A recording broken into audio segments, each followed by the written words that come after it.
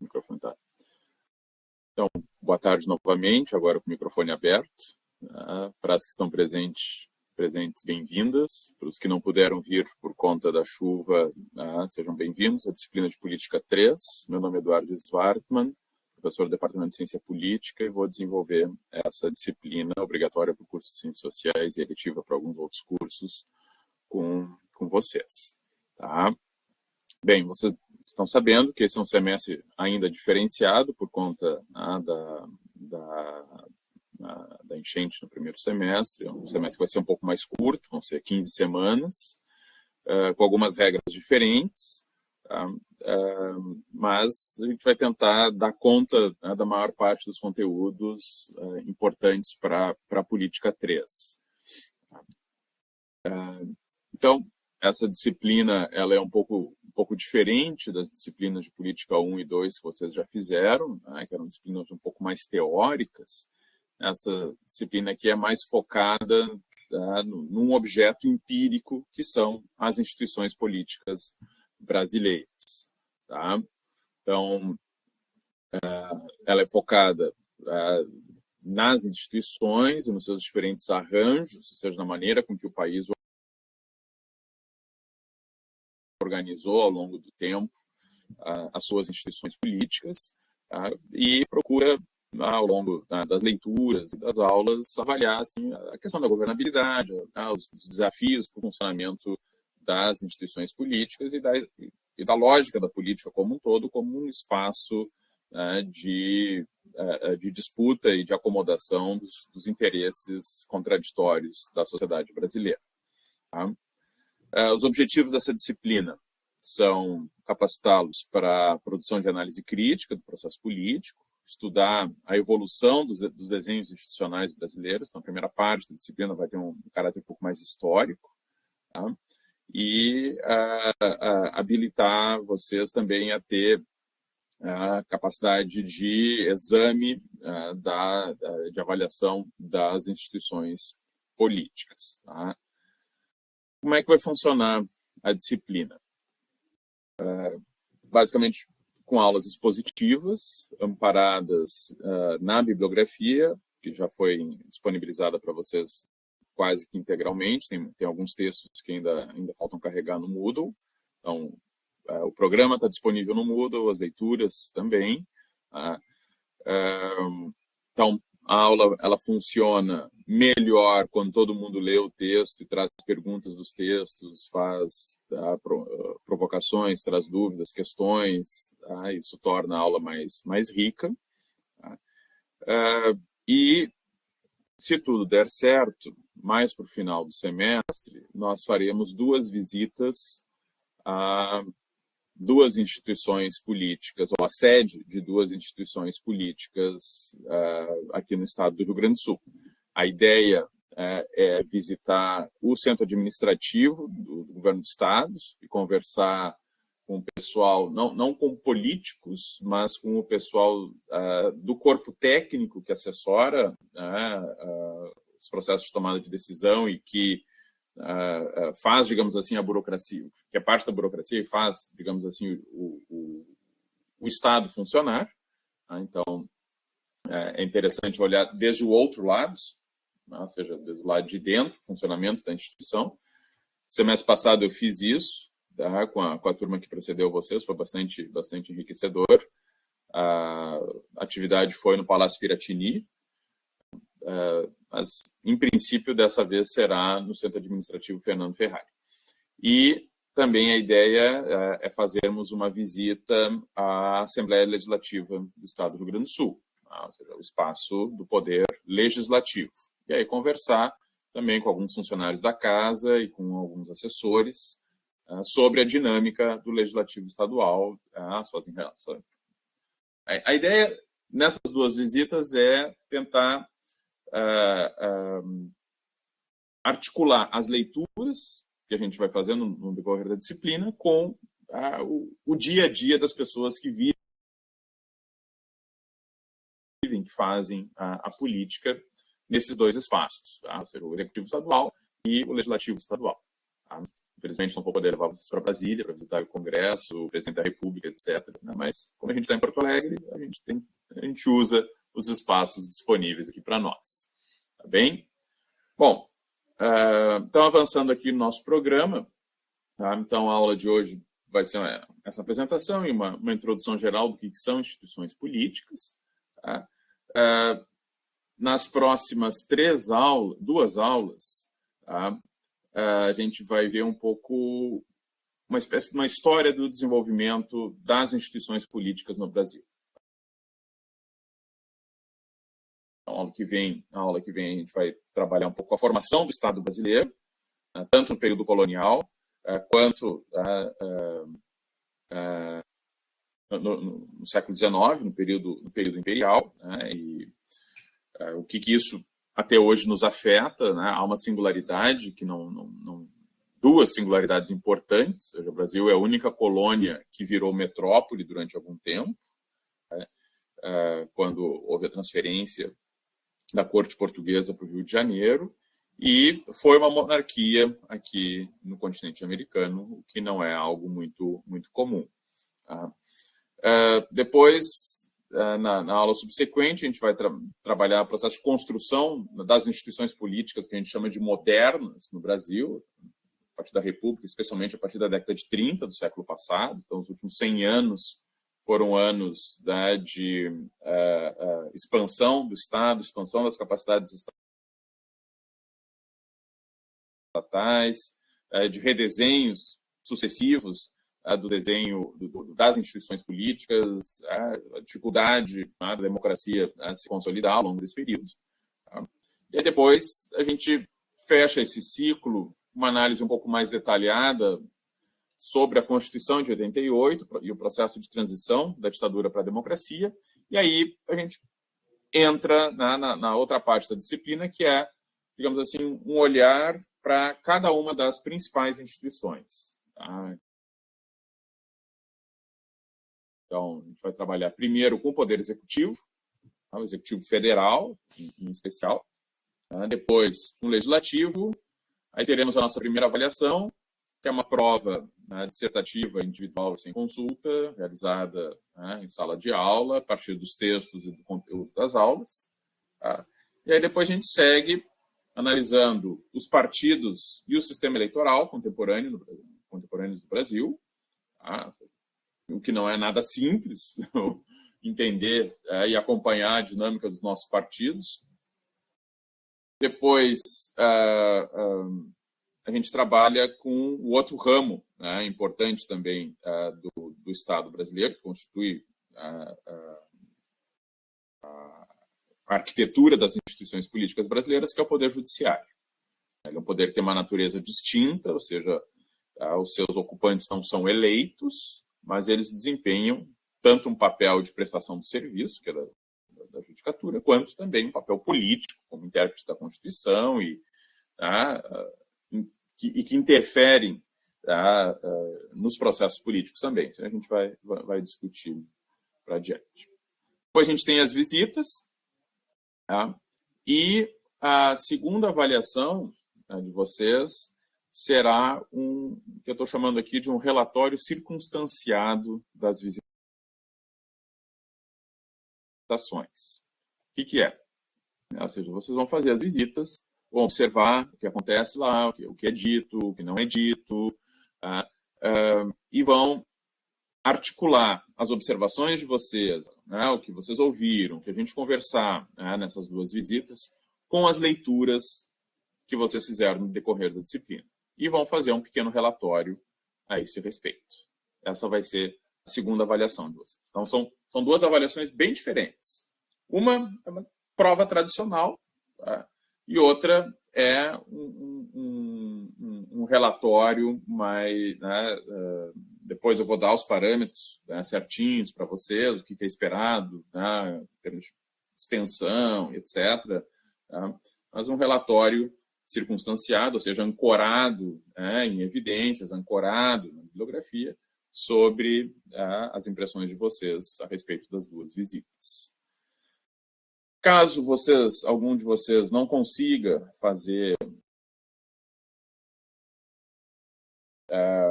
as visitas, os relatórios, ou não esteja aqui na prova, ou tenha ido mal na prova, tá? E em janeiro vocês vão poder fazer a prova de recuperação. E aí a gente encerra o semestre. Pessoal que está aqui presente, alguém tem alguma dúvida? A dúvida da data que não consta, tem aula a aula 4 vai ser dia 17 e a aula 5 vai ser dia 31. Sim. Então, tem uma semana que está pulado, né? Tem um hiato de uma semana aqui no programa, sim, porque eu vou estar num congresso fora do país, então não vai ter. Tá? Ou seja, a gente tem aula no dia 17 de outubro e depois só no dia 31 de outubro, porque na semana ali do dia 20, isso, eu vou estar fora do país num congresso. Tá? Então, não teria como viabilizar. Tá? O calendário está certinho. O pior foi na disciplina que eu dou na quarta-feira, que eu não me toquei que de 20 de novembro é feriado, marquei aula. Agora, a partir desse ano, 20 de novembro é feriado. E aí eu não percebi e vou ter que readequar o programa. Bem, mais alguma dúvida aqui com relação ao programa, gente? O funcionamento da disciplina? Então, o objetivo agora dessa segunda parte da aula de hoje é uma pequena exposição sobre o que são instituições políticas, o que não é uma coisa óbvia. Tá? Ou seja, a gente não vê o legislativo, o executivo, o judiciário, não é o que... Tá? Existe lá um prédio que a gente cede do Poder Executivo Federal, cede do Poder Legislativo Municipal, tá? Mas é um prédio só. Uma instituição política é algo complexo, né, e que não se circunscreve, não se resume a um prédio. Tá? E é tão complexo que nem os cientistas políticos têm um acordo consolidado a respeito do que sejam as instituições. Tá? Ou seja, existem várias definições. Tá? Evidentemente que ela está no próprio núcleo do que é a ciência política desde a sua origem, ou seja, a ciência política ela sempre tratou do governo, das formas de governo, das disputas por acesso ao governo, nas mais diferentes configurações. Tá? Durante um bom tempo, a ciência política definiu as instituições políticas a partir do direito e das constituições. Esse é o chamado velho institucionalismo. Tá? Ou seja, o que são as instituições políticas? Aquilo que está lá, né, no contrato social, tá? De forma mais empírica, assim, nas constituições dos países. Então, né, as constituições definem, tá, qual é a forma de governo, como é que esse governo é organizado, como é que a repartição dos poderes, se é legislativo, se é parlamentar, se é presidencialista, se é republicano, se é monárquico. Tá? Ou seja, durante muito tempo, o estudo das instituições foi um estudo muito formalista, ou seja, da forma da coisa. Tá? A forma ela é importante. Ou seja, todo ato governamental, ele, para vigorar, ele precisa de uma formalidade, ou seja, toda decisão governamental ela tem que virar ou uma lei, ou uma portaria, ou um projeto de lei, ou um decreto, ou seja, ele precisa de... A dimensão formal ela é importante na política. Ou seja, cada vez que alguém é eleito, é emitida, então, uma ata de eleição, que depois ela é homologada por uma comissão, que depois emite um diploma de eleição, e depois existe um outro ato formal em que aquele político ou política eleito ou eleita toma posse. Então, tudo que diz respeito aos negócios do Estado envolve uma dimensão formal.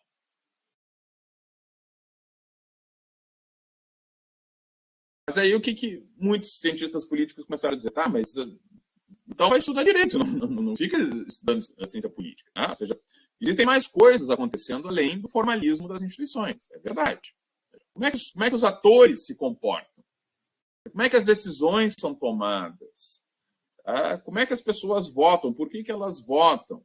Então, a gente vai ter uma virada dos estudos sobre o funcionamento dos governos, dos legislativos e das próprias instituições no século XX, que começou a olhar justamente o comportamento eleitoral, padrões de votação, né, nos parlamentos, seja, os parlamentares da base do governo votam conforme o governo? Sabe, nem sempre. O que motiva? Qual é o cálculo que aquele político está fazendo ao votar com o governo, ao votar contra o governo? Ou seja, quais são as lógicas que estão informando esses comportamentos? Muita gente começou a estudar esse tipo de coisa e olhar as instituições, tipo parlamento, executivo, as relações entre o governo central e os governos estaduais ou governos provinciais, dependendo do país, desde essa perspectiva, ou seja, dos interesses e do comportamento dos agentes. Se vocês estudaram teoria da escolha racional em Política 2, é disso que se trata, fundamentalmente. Ou seja, qual é o cálculo que os atores fazem para atingir os seus objetivos na esfera da política. Então, houve um deslocamento assim, do formalismo das instituições para os interesses das pessoas que fazem parte dessas instituições. E aí, mais para o final do século passado, e esse ainda é o paradigma dominante na ciência política hoje, que é o chamado neo-institucionalismo, eles procuram entender como que essa dimensão formal das regras, das leis, das constituições, das regras não escritas, que também existem, elas impactam também no comportamento dos atores. Ou seja, como é que dá essa interação? Ou seja, o neo-institucionalismo procurou articular esses dois lados. Ou seja, a forma e quem atua no âmbito dessa forma. A partir da evolução dessas maneiras de entender o Estado e as suas instituições, e a gente pode entender aqui na nossa disciplina as instituições políticas como sendo estruturas sociais, ou, se vocês quiserem, sistemas de regras,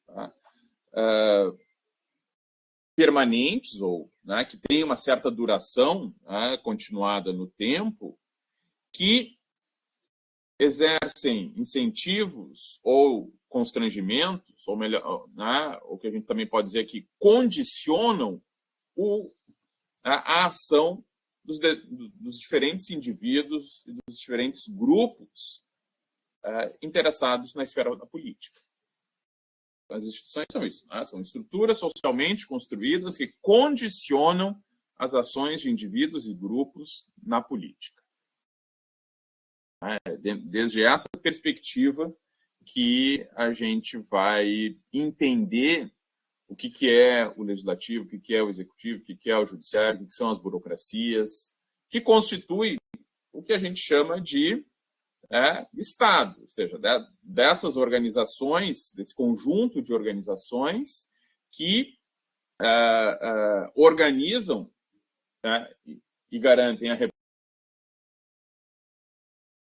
reprodução da vida social nas sociedades modernas. O mundo hoje está organizado essencialmente em sociedades subordinadas a modelos estatais, com uma arquitetura institucional bastante semelhante. Existem variações, claro, mas assim, não existem mais cidades-estado, impérios, confederações tributárias e outras formas de ação política, como havia há 1000 anos atrás, apenas no continente europeu. Não. A ONU reconhece 193 estados, e esses 193 estados compreendem ou exercem controle sobre 90 e tantos % da população mundial. O mundo todo hoje está, uma série de razões, organizado nesse modelo de estados nacionais que tem instituições permanentes para organizar as disputas por acesso a poder e recursos conforme determinadas regras dentro de cada um desses estados. Tá? Até aí está claro, gente? Bom, então, o que nós temos? Tá? Ou seja, nós temos que os estados modernos, ou seja, esses sistemas de regras permanentes, estruturados, que constrangem ou que condicionam o comportamento dos atores, eles constituem organizações que acabam se especializando em determinadas funções. Então, uma parte dessa estrutura vai se especializar justamente no exercício do governo e no provimento de determinados serviços ao longo do tempo. Uma outra parte tende a se especializar na provisão de leis, na produção de leis e na fiscalização do chamado governo. Aí, por fim, vai ter um outro segmento que arbitra conflitos de toda a natureza, vigia e pune também os atores, que é a parte do judiciário. Um outro aspecto muito importante é que essas organizações todas elas vão desenvolvendo corpos permanentes que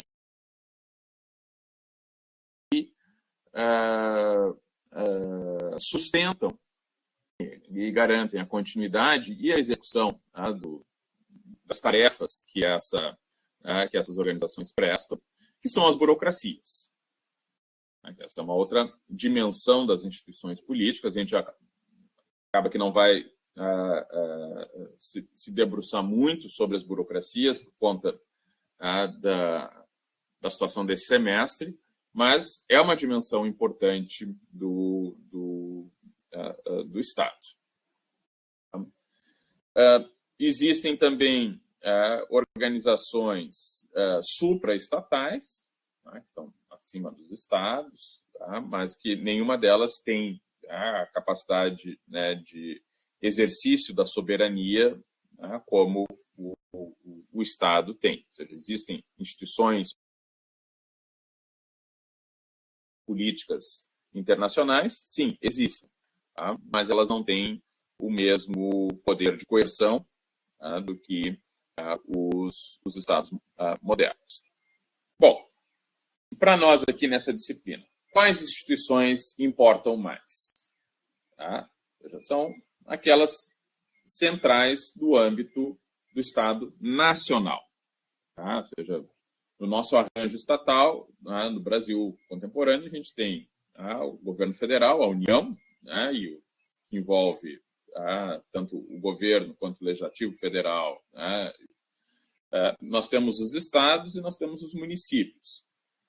Ainda que, no decorrer da disciplina, a gente vai fazer referência à dinâmica nos estados e as dinâmicas nos municípios, o nosso foco maior e praticamente todas as leituras vão girar em torno do nível federal. Porque, em grande medida, nos níveis estadual e municipal, o que a gente observa é uma reprodução parcial do modelo federal.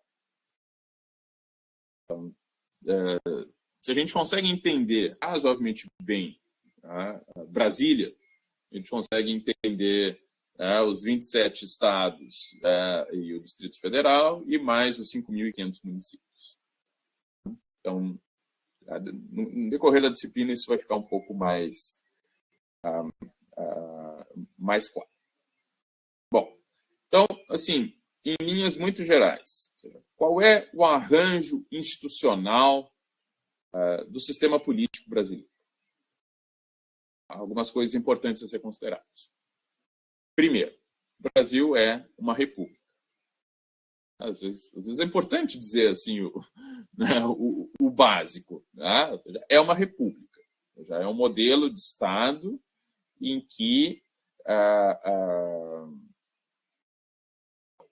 há um bem coletivo que pertence a todos e a todas. Tá? Ou seja, república quer dizer res publicae, ou seja, coisa de todos. Essa é a origem latina da palavra república.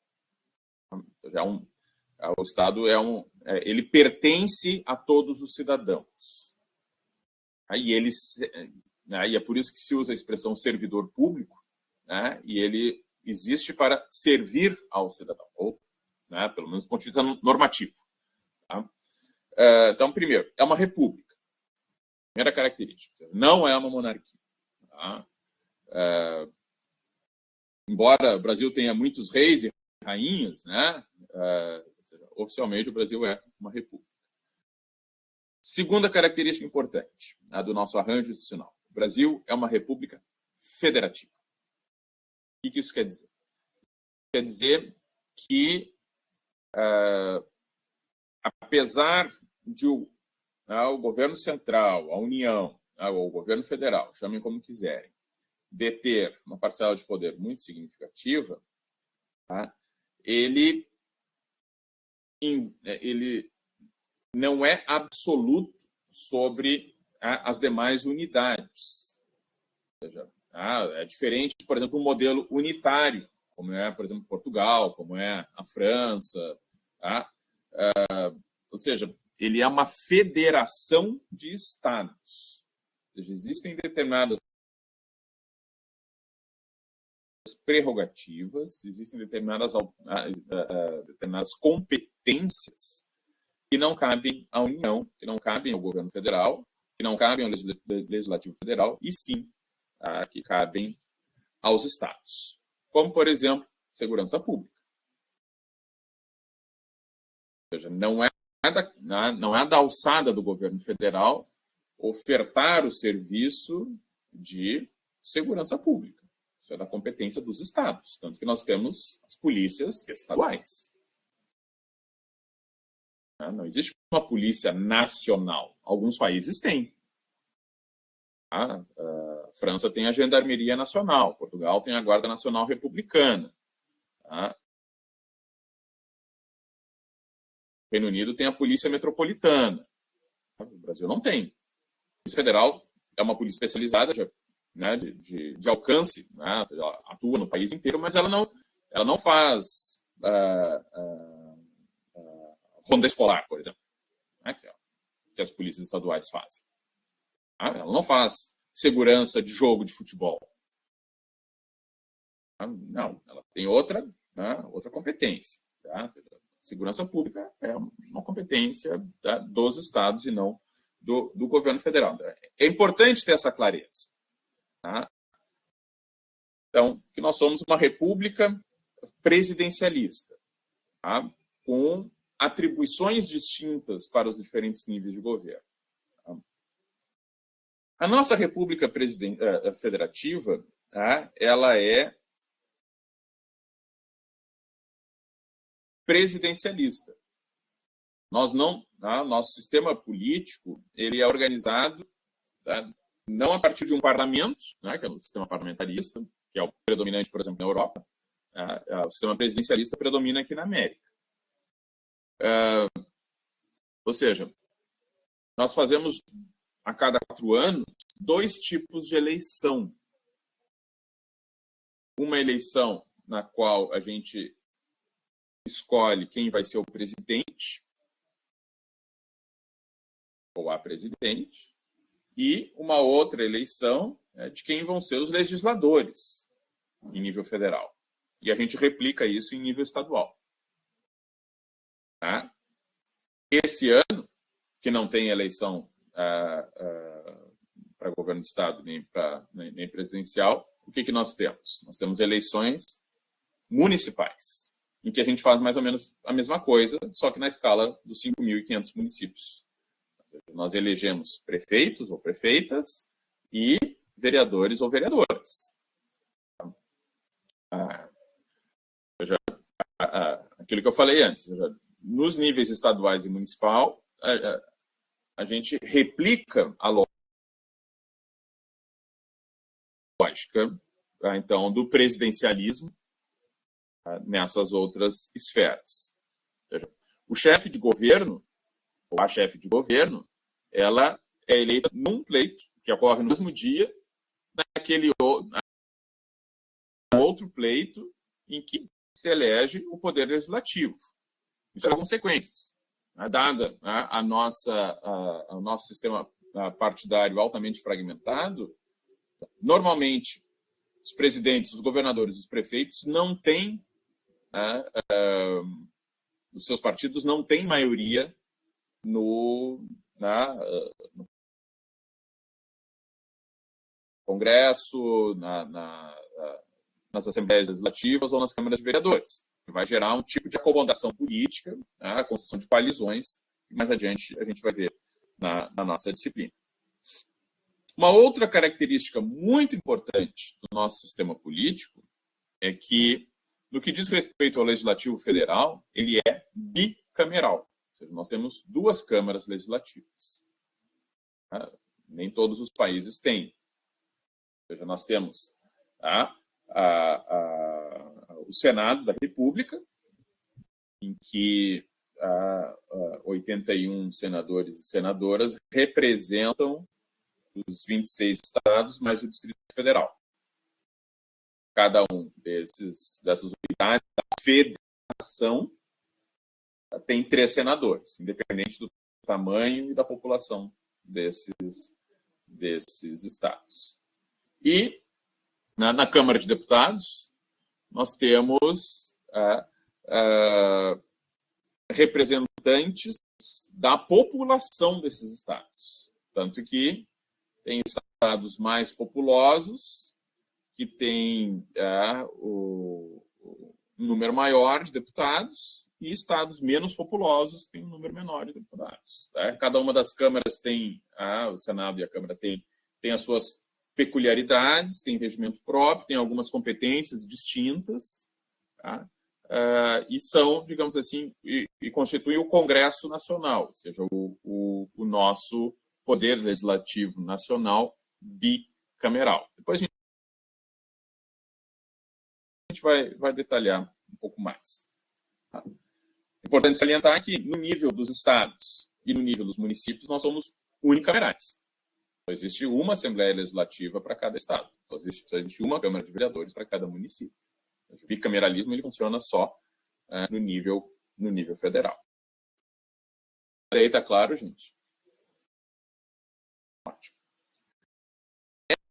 Gente, as instituições... bom, e nós temos também, dentro desse sistema, a República Federativa Presidencialista bicameral, um poder judiciário, depois a gente vai ver no decorrer da disciplina, que tem uma dimensão que é federal e uma outra dimensão que é estadual. Tá? Mas isso aqui não interessa tanto. Essas organizações e as suas burocracias especializadas constituem o Estado, a estrutura de Estado, o núcleo, digamos assim, mais visível das instituições políticas. Agora, é importante ter presente também que existem instituições políticas que não são parte do Estado. Um exemplo, os partidos políticos. O partido político não é parte do Estado. Ele é Né? Claro, aí existem vários conceitos de partidos políticos, mas o conceito mais clássico, ou seja, que é uma associação voluntária de pessoas motivadas para ter acesso ao poder, né? O conceito weberiano de partido político. É importante salientar que, ainda que os partidos precisem ter um registro na Justiça Eleitoral, aqui no Brasil, eles não são parte do Estado. Existem partidos que não têm sequer vereadores, nem deputados estaduais, nem deputados federais, e por aí vai. Então, é um exemplo de instituição política que não é o Estado, mas que é extremamente importante. Por quê? Porque uma outra característica do nosso sistema político é, se alguém quiser disputar algum cargo eleitoral, executivo ou no legislativo, município, estado ou em nível federal, esse alguém tem que estar filiado ou filiada a um partido político. O partido, ele é a via de acesso à representação na esfera da política, ainda que ele não seja o Estado. Outra instituição política muito importante, bem menos regulada e muito pouco transparente, mas igual muito importante, são os grupos de pressão. São segmentos da sociedade que se organizam e exercem vários instrumentos de pressão no sentido de tentar influenciar no comportamento de legisladores e de governantes.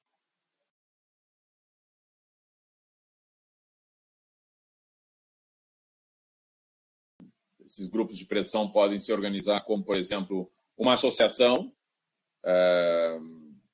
como, por exemplo, Federação das Indústrias, Federação das Empresas de Comércio, podem se organizar como federações de sindicatos, que vão pressionar o executivo e o legislativo para produzirem decisões políticas, seja forma de decretos de leis, etc., normatizações, conforme os seus interesses organizados. Eles estão em política, eles estão fazendo política, eles têm uma agenda política, mas não são parte do Estado. São instituições políticas que não fazem parte do Estado. Em certa medida, as organizações não governamentais, as famosas ONGs, também, se elas têm uma agenda política e são muito focadas na interação com legislativos, com executivos, bom, aí elas realmente são instituições políticas. Então, assim, para fechar, dentro desse quadro, o que a gente vai ver fundamentalmente na nossa disciplina? A formação do nosso sistema, como é que funciona o poder executivo em nível federal, fundamentalmente, como é que funciona o poder legislativo em nível federal, fundamentalmente, mas sempre trazendo um pouco exemplos nas esferas estaduais e municipais.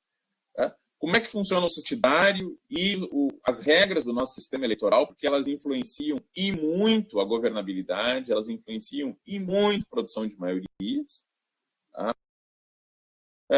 E o judiciário também, tem lá o seu peso.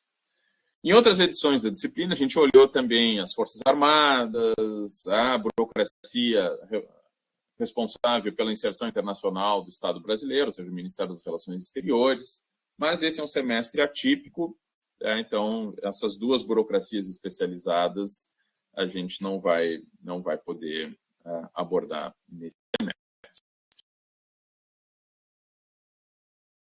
Então, com isso, eu encerro essa disposição, digamos assim, pontapé inicial, do funcionamento da nossa disciplina, tanto para quem está aqui presente, quanto para quem está assistindo ou vai assistir essa aula pelo MConf. Então, na semana que vem, no dia 3 de outubro, nós temos 2 textos programados. estão disponíveis no Moodle, tá? Que é o capítulo 2 do livro do José Murilo de Carvalho, Cidadania no Brasil, O Longo Caminho, e o texto da Letícia Canedo, Aprendendo a Votar, História da Cidadania, no livro organizado pelo Jaime Pinsky, a História da Cidadania. Esse texto é interessante que ele mostra que, mesmo no período colonial e no processo de transição para um Estado independente, já havia espaços de participação política, já havia a prática do voto, ainda que o voto naquela época representasse coisas muito diferentes do que ela é hoje. É importante para ter essa dimensão assim de que as instituições políticas elas não nascem vácuo, não, elas nascem dentro de um determinado contexto. Tá? Então, essas são as leituras para a semana que vem. Espero que a gente possa fazer essa próxima aula de forma regular, todo mundo em sala de aula. Tá bem? Um abraço e até a próxima.